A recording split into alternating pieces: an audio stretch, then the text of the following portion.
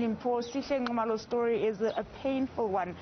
He told me that he grew up in an orphanage and never had documentation, so all his life he's been struggling to access services such as, he's been struggling to get a job, for example, because even when you don't have an ID, you can't even write your matric. So now that he has got his ID, he received it in May, he says it's opening up doors for him. He plans to go back to school, for example, and finish his matric and even study further. Also wanting to find a job, employment. But a very important part of him trying to get an ID was so that he could cast his vote. He says at the time when he was struggling, living in the streets of Johannesburg, he would see many of his friends going out to vote. It would break his heart that he could not participate in this process. Speaking to him last month, he said, having this ID has given me so much power. I now feel like a human being. I feel like a citizen. Being without an ID, I felt like a stray animal. It's something that we take for granted as people because you register your existence as a citizen in South Africa at birth. So to have someone struggling for so many years to get a basic such as an ID is really, really painful. So today he has come out to Rosebank Primary School to cast his vote for the very first time.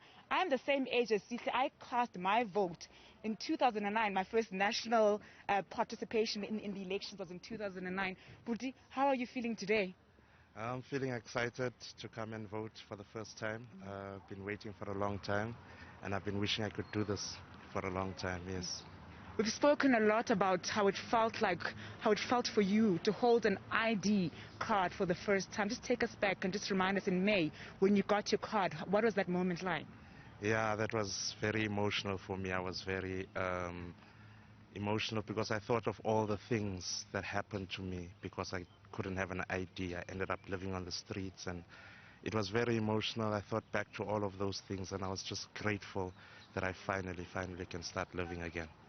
These are important elections. Why is it important for you that you come out today and make your mark? It's important for me that I come and vote today because it's democracy. It's what we voted for, it's what we fought for, and it's important that I make my mark and I have my say because I'm now a citizen. Given the journey that you've traveled to try and get an ID, what would you say to government officials to try and make this process easier? You grew up in an orphanage. Your story is not unique. I'm sure there are many others like you. Yeah, I would say government officials should look into people's stories. There are many people out there who grew up with issues in their families and who grew up in orphanages, and there are many like me out there who are struggling. So they should take people's issues seriously and try and do their best to help out, because it's only the government that can help out with something like an ID. Nobody else can. So if the government's not going to help, then who can?